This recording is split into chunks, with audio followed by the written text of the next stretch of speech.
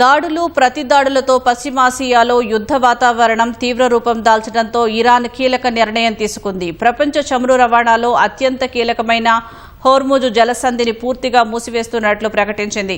ఆ మార్గం గుండా ఏ నౌకైనా వెళ్లడానికి ప్రయత్నిస్తే తగలబెడతామని హెచ్చరించింది. ఇరాన్ రెవల్యూషనరీ గార్డ్ కోర్ నౌకాదళ సిబ్బంది ఆ పనిచేస్తారని ఇరాన్ తెలిపింది. తాజా చర్యలతో ముడి చమురు ధరలు మరింతగా పెరిగే అవకాశం ఉందని నిపుణులు అంచనా వేస్తున్నారు.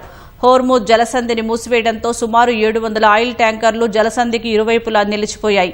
ఇందులో 334 ముడి చమురు వాహక నౌకలు ఉన్నాయి.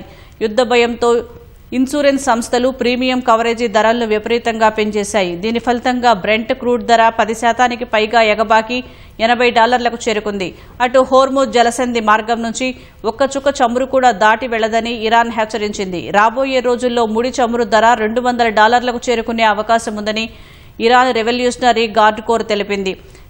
ఇరాన్ జరిపిన దాడుల్లో సౌదీ అరేబియాకు చెందిన రస్ తనూరా చమురు శుద్ధి కేంద్రంతో పాటు ఖతార్ ఎల్ఎన్జీ ఉత్పత్తి ప్లాంట్లు దెబ్బతిన్నాయి. దీని ప్రభావంతో యూరప్లో గ్యాస్ ధరలు ఒక్కసారిగా 40% పైగా పెరిగాయి.